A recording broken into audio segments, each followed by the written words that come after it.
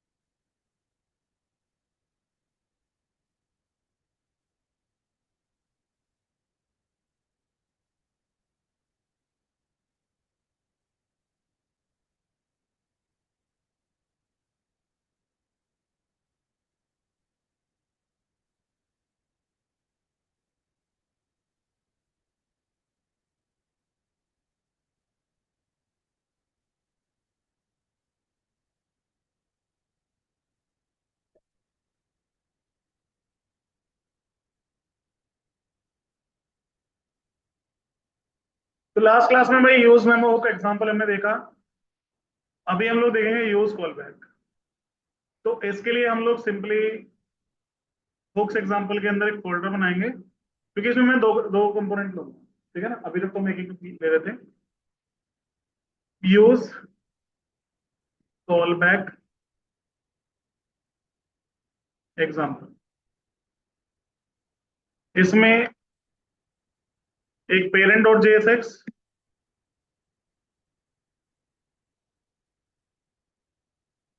And एक child dot JSX.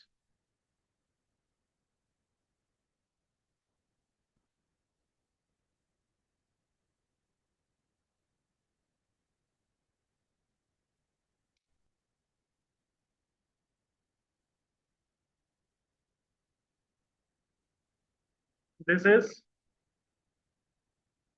Child component. और यहाँ पे मैं एक रेंडर मतलब कंसोल लॉग मैसेज लिख देता हूँ।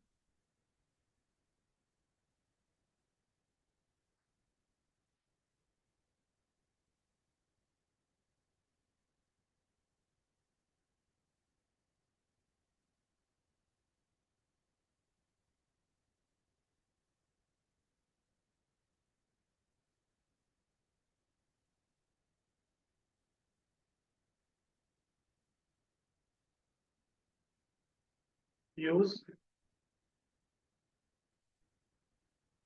Call back example, let number set number use it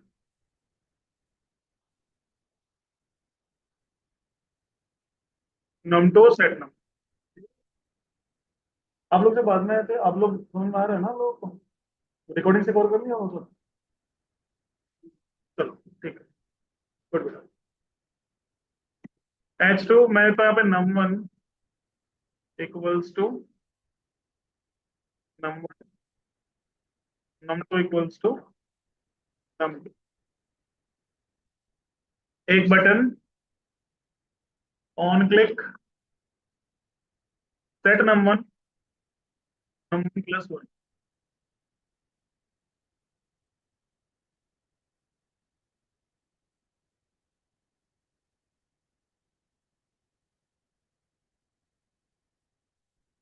same example हमने यूज बैक में लिया, यूज कॉल बैक में लिया, यूज बैक में मतलब सॉरी यूज मेमो में लिया था, यूज कॉल बैक में हम ले रहे। सेम एग्जांपल था, बस इसमें अब हम लोग यहाँ पे चाइल्ड कंपोनेंट को इंजेक्ट कर देते। ठीक है, और इसे हम लोग इंजेक्ट कर देंगे इंडेक्स डॉट जेएस के।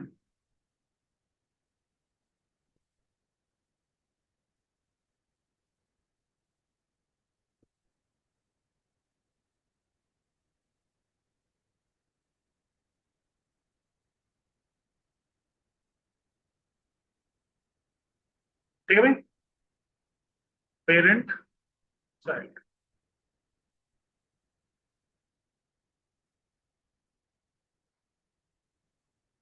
तो मुझे क्या करना है? हाँ, इंजेक्ट तुमने कर ही दिया। Child is not defined, child आया नहीं क्या?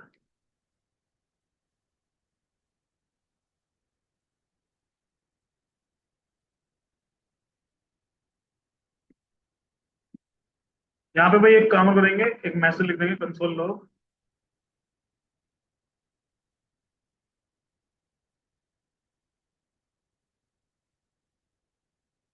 Parent component is rendered. तो पहले देखो क्या लिखा रहा है, parent component is rendered, child component is rendered. Simple है भाई। मैं अब जितनी बार भी चेंज करूंगा दोनों चल रहे हैं।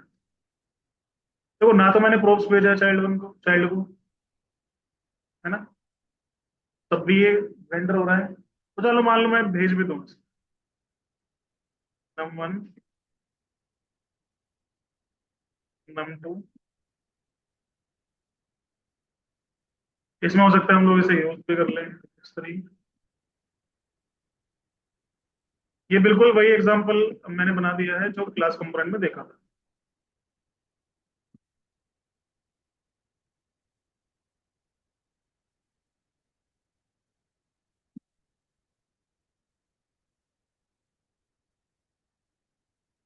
Probe dot num one prop dot, ठीक है भाई। लेकिन मैं चाहता हूँ कि भाई नम वन के केस में ये चाइल्ड कंपोनेंट रेंडर ना हो, नम टू के केस में हो जाए। कंडीशनल काम करना है, ठीक है। तो आप क्या करेंगे, आप चाइल्ड कंपोनेंट को डायरेक्टली इंजेक्ट नहीं करेंगे। आप यहाँ पे लो लेट चाइल्ड, ठीक है, equals to use callback. यहाँ पे लिखो चाइल्ड, ये सेम जो आपने यहाँ लिखा है।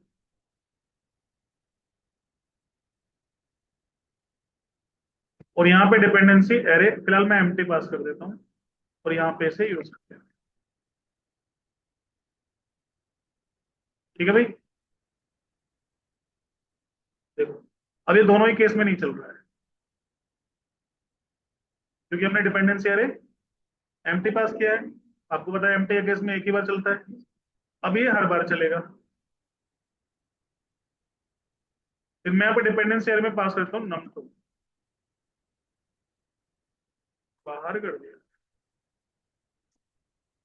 ये सिर्फ नम वन के केस में चलेगा, चल रहा है। नम टू के, सॉरी, नम टू केस में चल रहा है, नम वन केस में नहीं चल रहा है। तो मैं इस तरह से आप चाइल्ड की री रेंडरिंग को मैनेज कर सकते हो। सेम चीज हमने क्लास में देखी थी।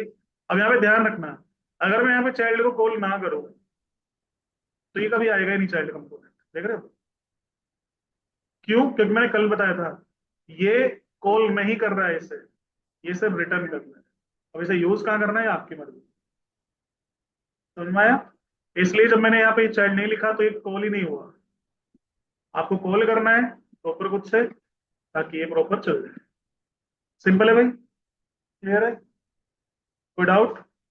फटाफट से नोट करो।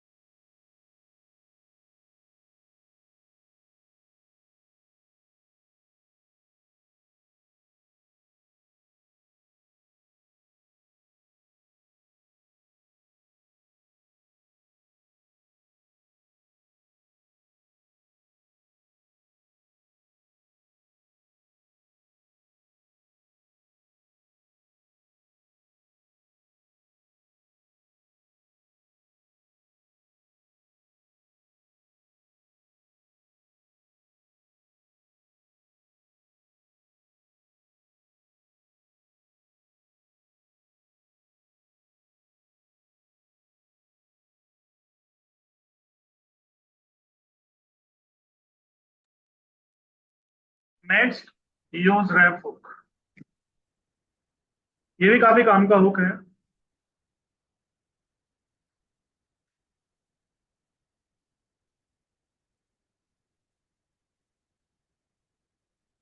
ये पर क्लास में हो यार, थोड़ी देर में बात करूँ, थोड़ी देर में बात करूँ, क्लास में हूँ।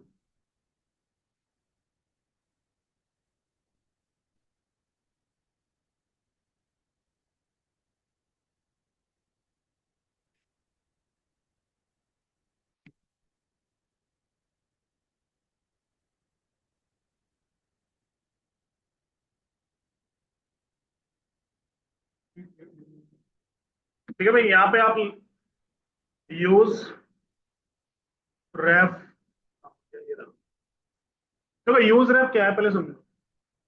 आपने कंपोनेंट में फॉर्म लगाया, मान लो नेम एंटर करना है कुछ भी, उसमें ऑन चेंज इवेंट लगा रखा है, हर एक की चेंज होगी तो उससे क्या होगा, हमारा कंपोनेंट बार बार रेंडर होता रहेगा, है ना। मान लो मैं ड्यूकेट लिख रहा हूँ तो 5 बार रेंडर होगा, एक बार शायद जय ने ये बात बोली हुई थी, बोले थे ना जय। तो उसी का सॉल्यूशन देखते हैं, क्योंकि अगर हम लोग भाई यूज स्टेट लगाएंगे डेफिनेटली भाई चेंज तो होगा, क्योंकि अगर यूज स्टेट लगा रहे हो, स्टेट चेंज होगी तो कंपोनेंट रेंडर होगा। और अगर हम लोग नॉर्मल जावास्क्रिप्ट वेरिएबल बनाएंगे तो हम उसकी करंट वैल्यू गेट नहीं कर पाएंगे, वो अपडेट तो होगा लेकिन उसकी जो करंट वैल्यू वो गेट नहीं होगी। जैसे स्टार्टिंग बताया था काउंट इंक्रीमेंट डिक्रीमेंट स्टेट का एग्जांपल कराया था ना, जो हमने नॉर्मल डिफाइन किया था, तो उसकी करंट वैल्यू हमें नहीं मिल रही, ना हमारा कंपोनेंट रेंडर हो रहा था। तो इन दोनों के बीच में लाई करता है यूजर। इसमें हम कोई स्टेट वेरिएबल नहीं बनाएंगे और ना ही हम कोई नॉर्मल वेरिएबल बनाएंगे। क्लियर है। हम इसमें जो वेरिएबल बनाएंगे वो एक रेफरेंस वेरिएबल बनाएंगे जो किसी डोम एलिमेंट को रिप्रेजेंट करे, ताकि जब भी हमें जरूरत हो उसकी करंट वैल्यू को हम फैच कर सकें। समझ में आया। फिर किसी डोम एलिमेंट को रिप्रेजेंट करेगा। So use ref is a React hook that let you reference a value that not needed for rendering. समझ में आया। एक ऐसी वैल्यू को रेफरेंस करने के लिए जिसकी जरूरत रेंडरिंग के लिए नहीं है। जैसे हम लोग फॉर्म में कुछ एंटर करवा रहे हैं तो उसकी रेंडरिंग में जरूरत नहीं है भाई, रेंडर क्यों करेंगे। तो इसके लिए हम लोग लिखेंगे const ref use ref and initial value. Use case क्या है, rendering, sorry referencing a value with a ref, manipulating DOM with a ref, avoiding recreating the ref content.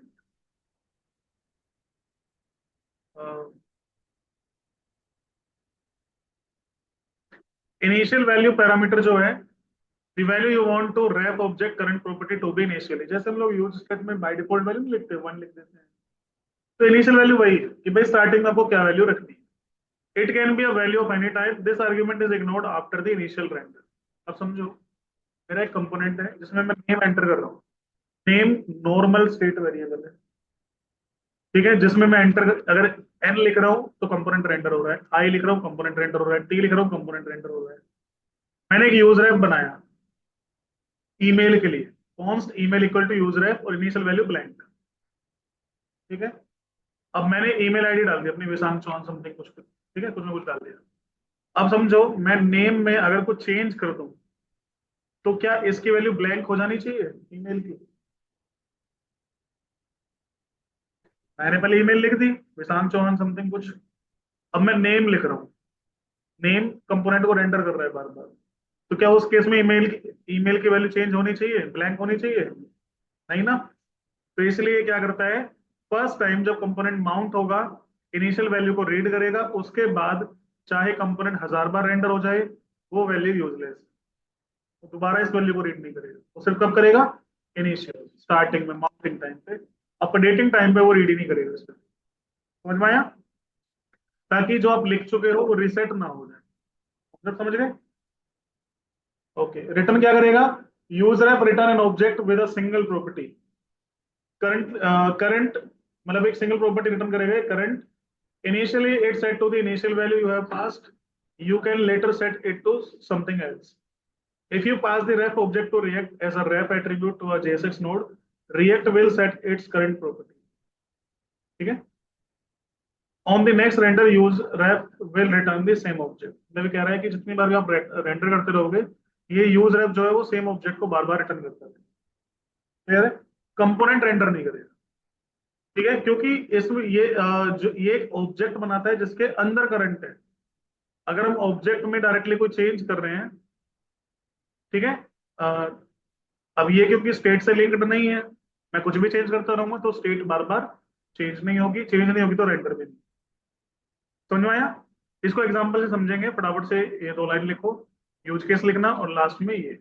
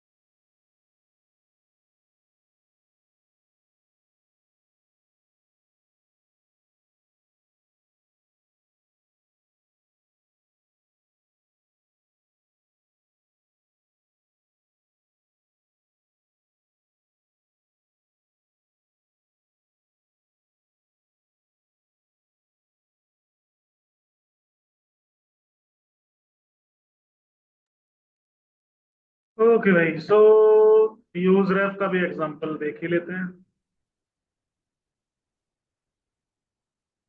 Functional component में यूज रेफ एग्जांपल डॉट जेएसएक्स।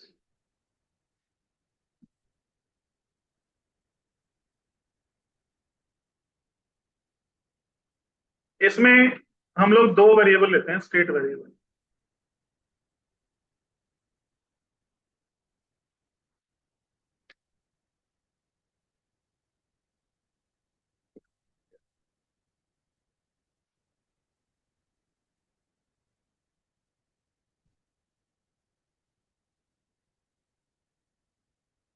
दोनों एक state variable लेंगे, name, and set name equals to use,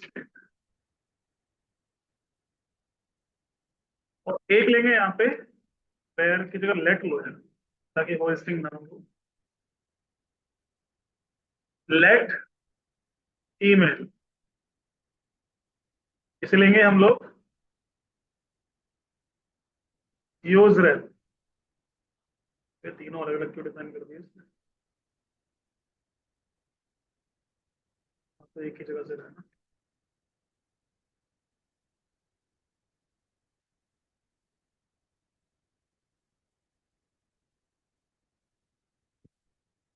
ठीक है भाई, तो import react use ref and use state. Initial value में add दूंगा ब्लैंक, h1 यूज रेफ एग्जांपल, h2 नहीं, input type text, name, place holder, full name. यहाँ पे लगाए थे एक on change hand on change handler, कि भाई जब भी ये कॉल होगा हम लोग क्या करेंगे, set name E dot target dot value, and same input type email, name email, place holder में लिख देंगे email address, same on change. अब इसमें सेट नेम तो लिखेंगे नहीं, इसमें लिखेंगे हम लोग email dot current assign E dot target dot value. इससे जो करंट वैल्यू है वो सेट हो जाएगी आपके यूजर ऐप में। अब एक काम करूंगा, इंडेक्स डॉट जेएस में इसको करेंगे अपन, और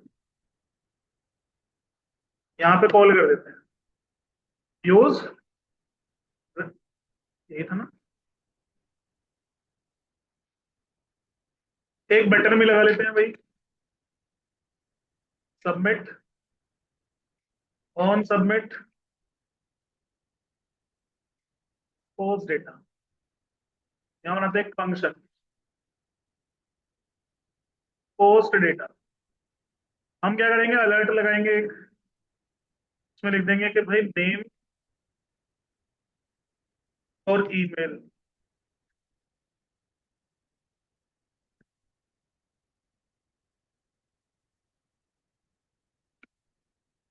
ये है। ठीक है भाई,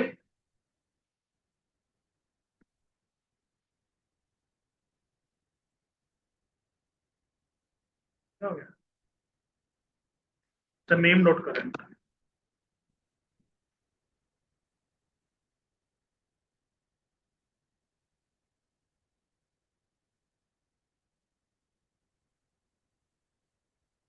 क्लिक क्यों नहीं होता?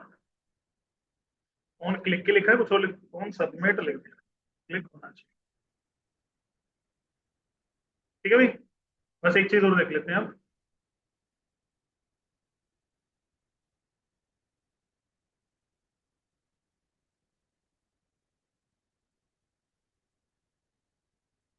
Component is rendered. अब भाई एक इसमें स्टेट वेरिएबल है, एक रैप वेरिएबल है। पहली बार चला कंपोनेंट इज रेंडर्ड, एक बार रेंडर हो गया।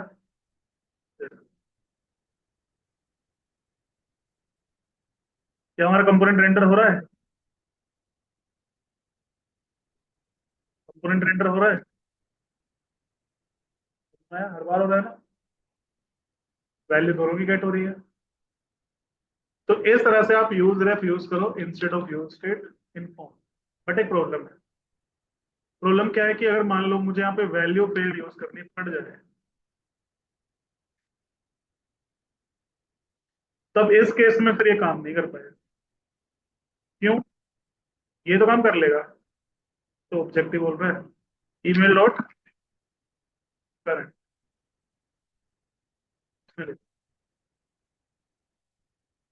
क्योंकि भाई जब स्टेट अपडेट ही नहीं हो रही, तो ये बार बार एंटर भी नहीं होगा। देखो मैं कहूँ यहाँ पे आ दिखा नहीं, जब ये करूंगा तब दिखेगा।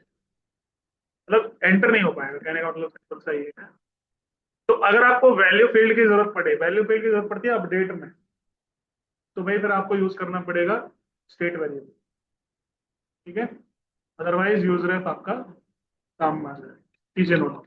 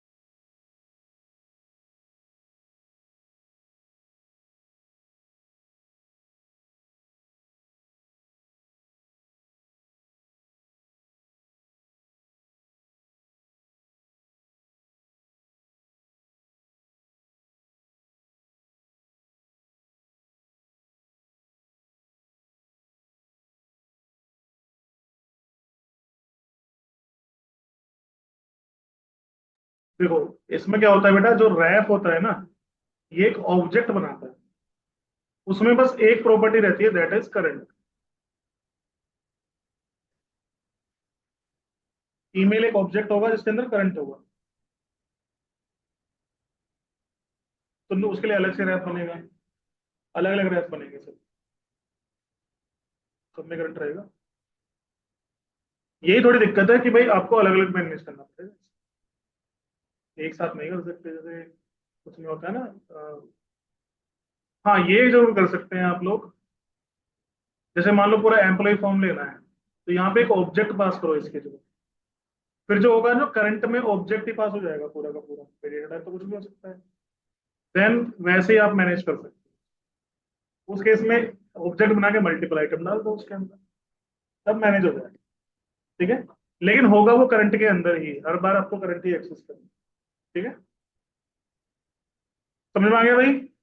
नेक्स्ट, सबका हो गया, रहता है किसी का, रहता है, जल्दी जल्दी।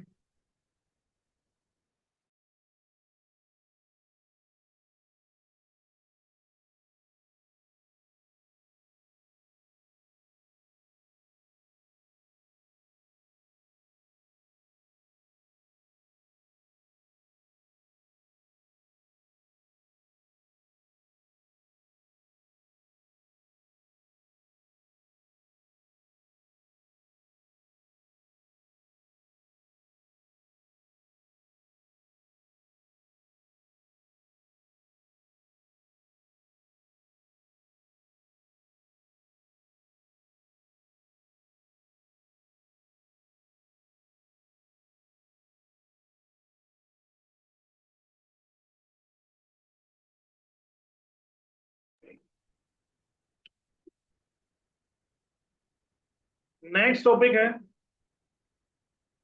Probes drilling. बात आती है कि भाई प्रोब्स ड्रिलिंग क्या होती है। मान लो हमारे पास एक कंपोनेंट है, पेरेंट कंपोनेंट। इसने एक चाइल्ड कंपोनेंट को कॉल किया, इसने भी एक चाइल्ड को कॉल किया, इसने भी एक चाइल्ड को कॉल किया, इसने भी चाइल्ड को कॉल किया, और इसने भी चाइल्ड को कॉल। क्लियर है भाई? ये हो गया हमारा पेरेंट, पेरेंट लेते हैं। ये let suppose child, let suppose child, child three, child four and child five.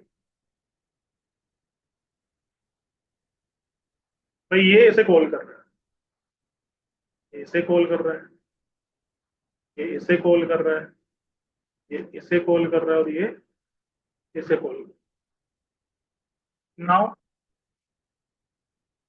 भाई, अगर मान लो मुझे कुछ डेटा भेजना है पेरेंट्स से चाइल्ड फाइव, तो हम क्या करेंगे, पेरेंट्स से चाइल्ड वन को प्रोप्स में पास करेंगे, चाइल्ड वन से प्रोप्स में चाइल्ड टू को पास करेंगे, चाइल्ड टू से चाइल्ड थ्री को, चाइल्ड थ्री से चाइल्ड फोर को, चाइल्ड फोर से चाइल्ड फाइव को, तब जाके लास्ट कंपोनेंट को डेटा मिलेगा।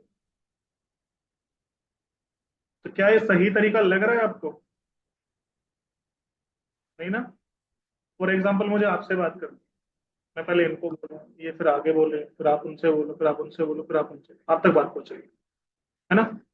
अब बीच में जो चार बच्चे बैठे हैं, हमें, मुझे जो आप तक बात पहुंचानी है, इन चारों के वो किसी काम की नहीं, ये बस क्या कर रहे हैं, उसको पास कर रहे हैं। समझ में आया? इससे क्या होगा, wastage of time, time waste हो रहा है, प्लस मैनेज करना मुश्किल हो जाएगा। भाई चलो ठीक है, अभी तो ये एक सिंपल सा एक लीनियर फ्लो है। मान लो ये चाइल्ड टू किसी और ने कॉल किया होता, और मुझे यहाँ पे वो डेटा चाहिए, चाइल्ड टू किसी और ने कॉल किया होता, तो भाई पेरेंट से डेटा मिलता कैसे फिर है ना? ऐसा हो सकता है ना, चाइल्ड टू को कोई और भी कॉल कर दे कहीं से, तो दिक्कत है। तो फ्लो मैनेज करना बड़ा मुश्किल है, इसे बोलते हैं प्रोब्स ड्रिलिंग।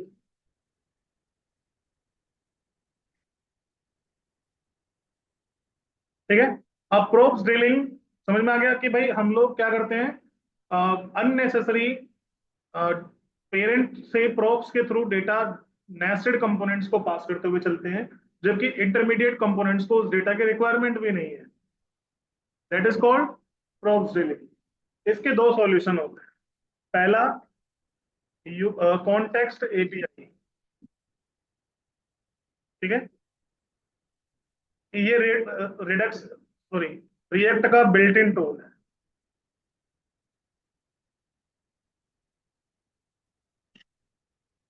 ठीक है भाई, context API, react built in tool.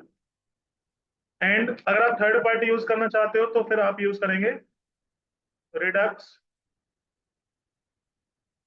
मोबेक्स, just and etcetera. अभी सबसे ज्यादा पॉपुलर तो रिडक्स है भाई। आने वाले टाइम में जस्ट एंड हो जाए तो कह नहीं सकते, बहुत सिंपल है वो, बट फिलहाल तक तो रिडक्स ही चल रहा है। ठीक है, समझ में आ गया। तो ये है प्रोब ड्रिलिंग एंड ये इसका सॉल्यूशन। एक बार डायग्राम नोट करो, फिर इसके बारे में लिखवा देता हूँ आपको proper.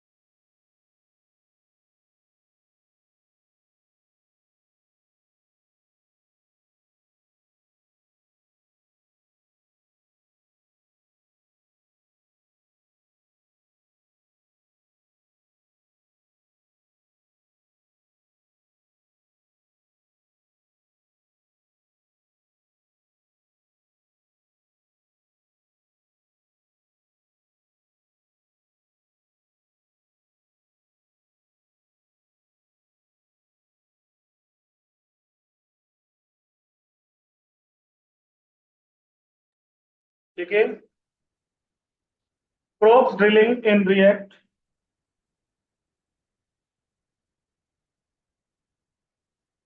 probes drilling in React refers to the process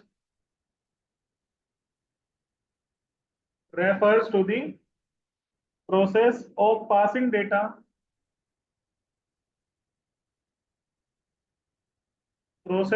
passing data from a parent component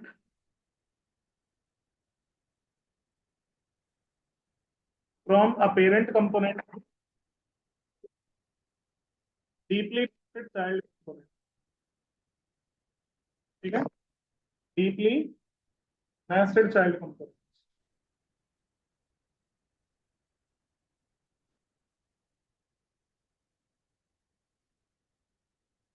ठीक है, deeply nested child component through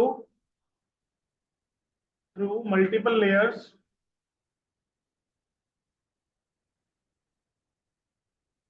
of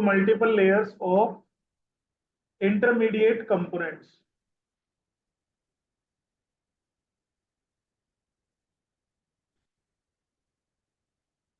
where each object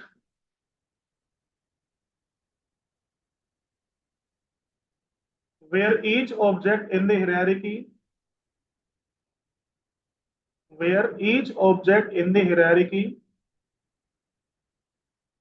has to receive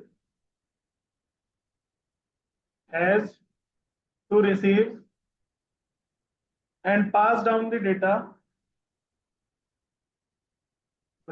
probes and pass down the data backend probes even if even if they do not need the data themselves, even if they do not need the data themselves, मतलब भले ही उन्हें उस data की जरूरत ना।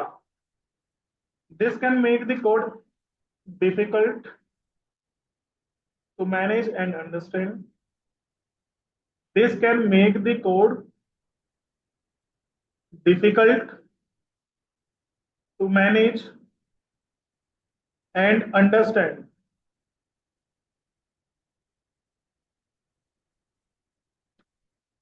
especially when dealing with a large number of components. Especially when dealing with a large number of components. To avoid probe drilling,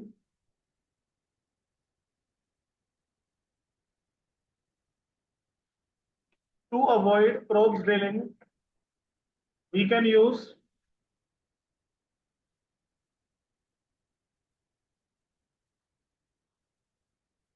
either React built-in tool, context API, React built-in tool, context API, or third-party libraries like Redux, MobX, Just, etc.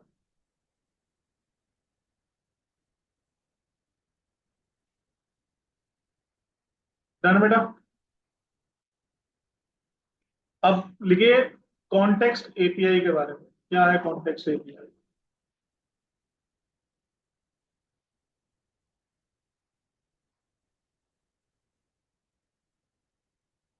In React, context API is a way. In React, context API is a way to share data across multiple components.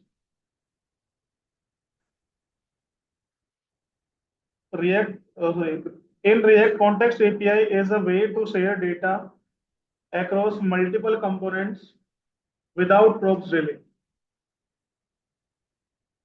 Without probes drilling.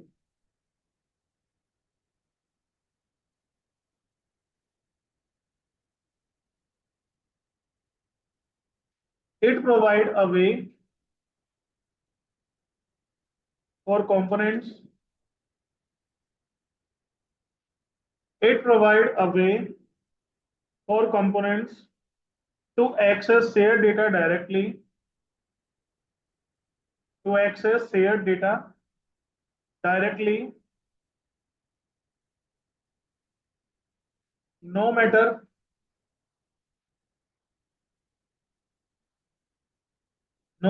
how deep they are in the component hierarchy. No matter how deep they are in the component hierarchy.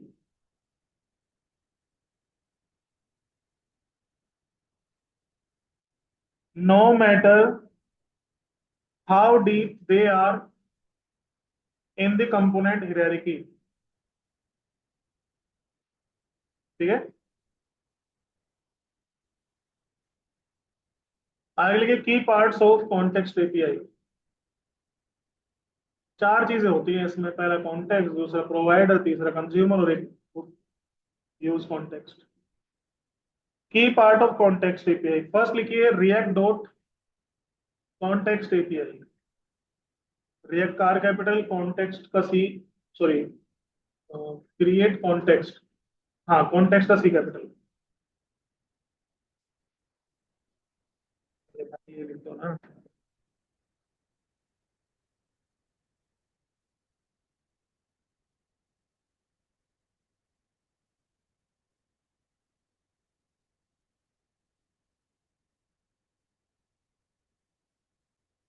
ठीक है भाई, react dot create context, ये तो बोलता react का R capital, context का C capital.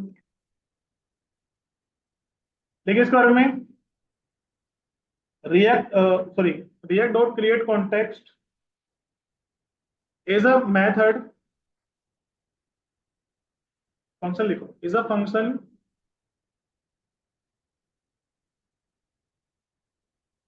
which create a context object,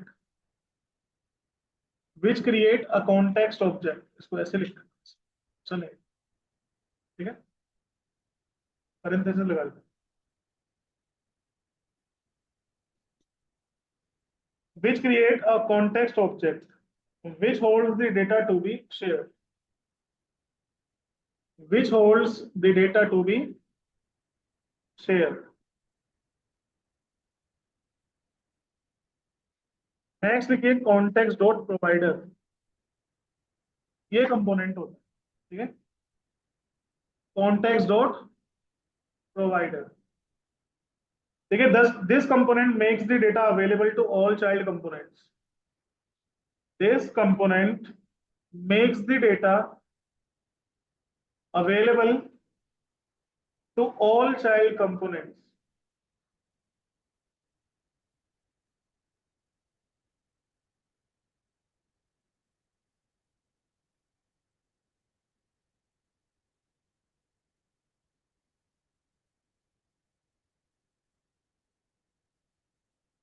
ठीक है, नेक्स्ट लिखिए कंज्यूमर,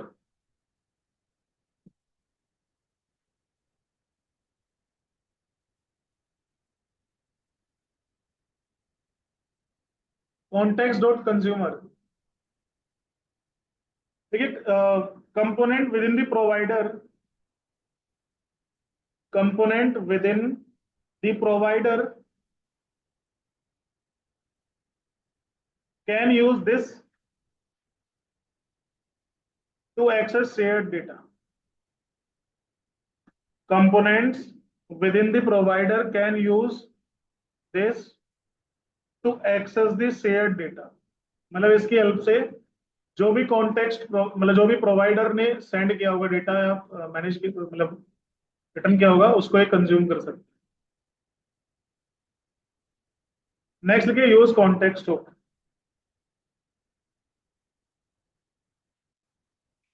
ये तो वैसे आगे पढ़ेंगे, कॉन्टेक्स्ट हो,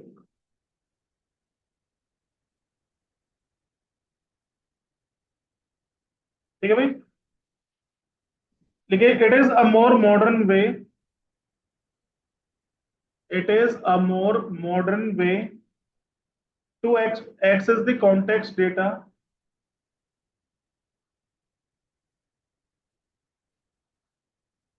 in functional components without consumer,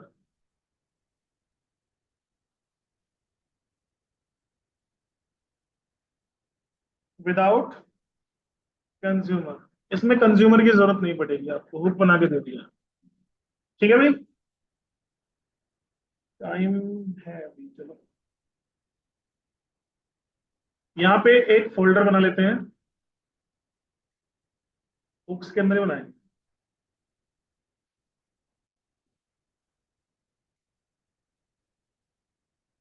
context API example.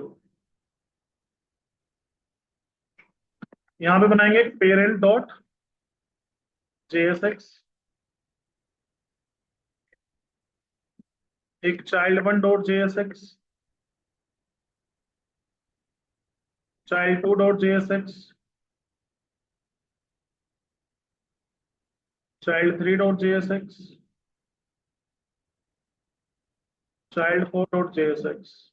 बात मत कर भाई, सामने बैठ के बात कर, चाइल्ड फाइव डॉट जेएसएक्स, ठीक है भाई।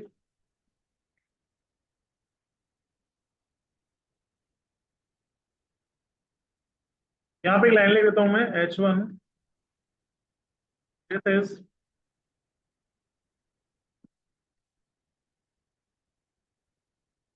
Child five component. इसे करते हैं कॉपी, चाइल्ड फोर में पेस्ट, 5 की जगह 4, अब लगाते हैं HR, एक सेकंड, इसको H2 का,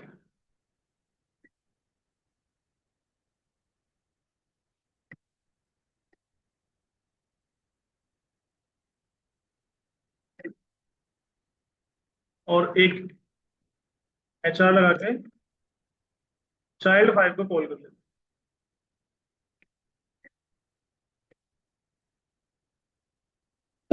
ठीक है भाई, इसे करेंगे कॉपी, यहाँ पे पेस्ट, चाइल्ड 4 की जगह लिख देंगे चाइल्ड 3, और 5 की जगह चाइल्ड 4 की जगह वो, यहाँ पे 3, 5 की जगह चाइल्ड 4 की जगह 1, चाइल्ड 5 की जगह 2, चाइल्ड 4 की जगह, चाइल्ड 5 की जगह। ठीक है, पेरेंट अब चाइल्ड 1 को कॉल कर रहा है, चाइल्ड 1 चाइल्ड 2 को कॉल कर रहा है, 2 3 को कॉल कर रहा है, 3 4 को, 4 5।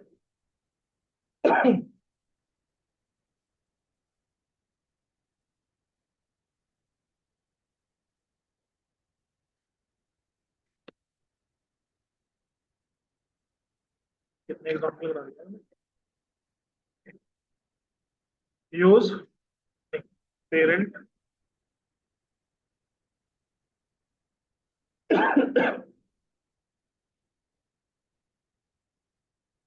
यहां से डेटा यहाँ भेजना है, क्रॉप सीलिंग नहीं करनी। ठीक है, क्योंकि क्रॉप सीलिंग करेंगे तो मैनेज करना मुश्किल हो जाएगा, स्लो भी हो जाएगा। ये बिन नोट तो नहीं करना किसी को, मैं हटा रहा हूँ इसको।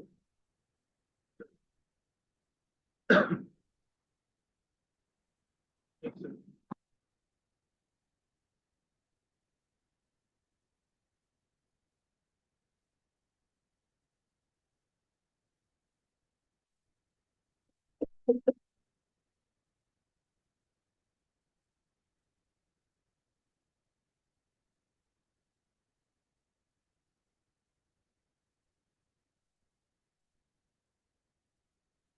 ठीक है भाई,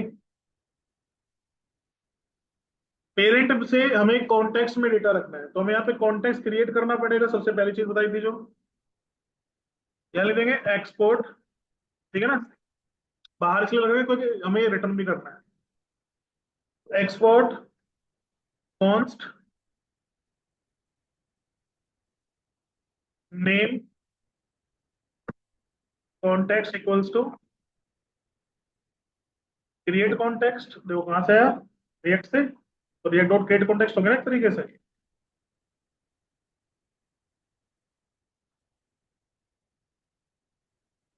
मैं 3 कॉन्टेक्स्ट बनाऊंगा, name,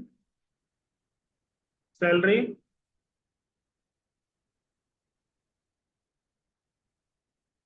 and designation context. Export भी कर दिया इनको। तो अब हमें क्या करना है कि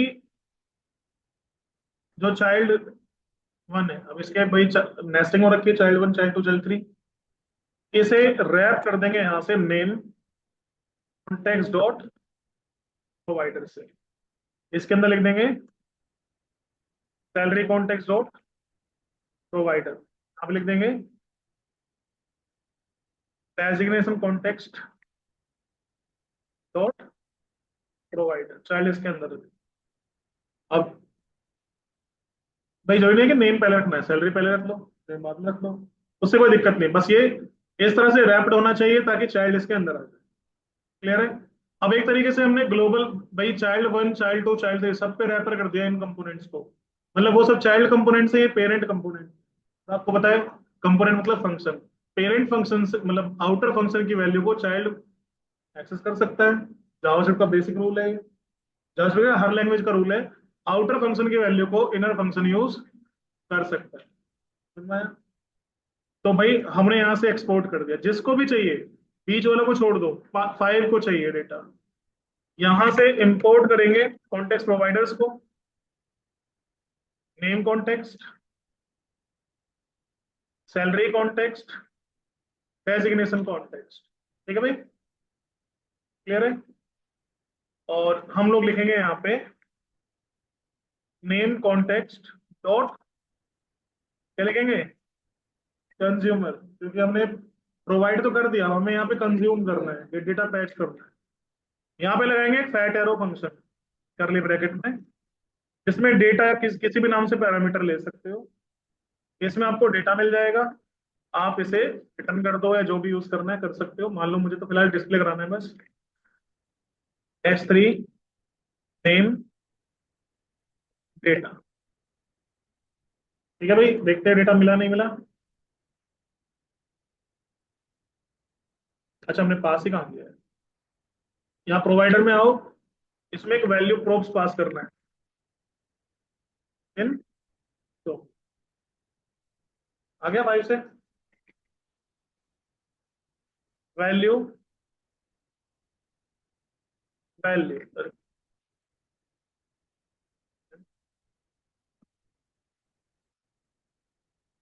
लो भाई, इसमें लिख दो, क्या फर्क पड़ रहा है। ठीक है भाई, हैं? 13,000 लिख दी क्या, ये तो बहुत हो गई।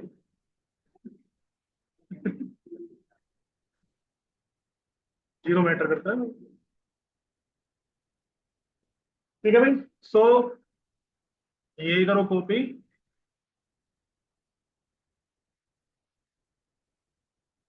और यहां से नेम वर्ड को रिप्लेस कर दो, 3 जगह नेम लिखा है हमने सैलरी से, सेम ऐसे ही यहाँ पे डेजिग्नेशन। ठीक है भाई, यहाँ पे डेटा आपको मिल जाएगा। क्लियर है, ये है ट्रेडिशनल तरीका, थोड़ा ज्यादा लिखना पड़ रहा है ना। इन्होंने एक हुक लॉन्च कर दिया, मान लो चाइल्ड 3 में ही काम करना है, एक हुक लॉन्च कर दिया कि भाई एक काम करो, आप अपने प्रोवाइडर्स को इंपोर्ट करो, name context, salary context, designation context.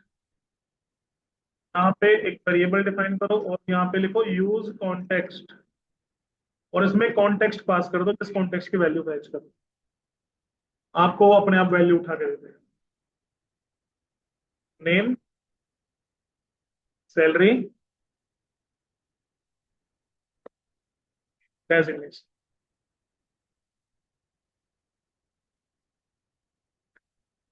और यहाँ पे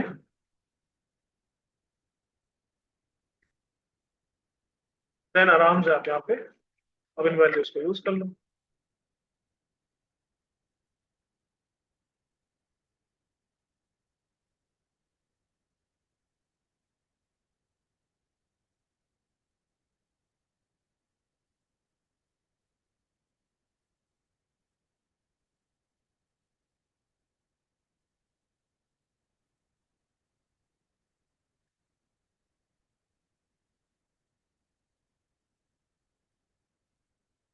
यहाँ पे डेटा मिल गया। अब देखो, इसके लिए आपने ये लिखा है इतना, इसके लिए आपने सिर्फ इतना लिखा है, सिंपल हो गया ना। लेकिन ये फंक्शन कंपोनेंट में ही यूज हो सकता है, क्लास कंपोनेंट में आपको ये लिखना पड़ेगा। क्लियर है बेटा, समझ में आ गया। अब ये पेरेंट वाला नोट कर लो, चाइल्ड 3 नोट कर लेना, चाइल्ड 5 बीच में तो ये नॉर्मल कंपोनेंट, फटाफट से कर लो भाई, टाइम नहीं है।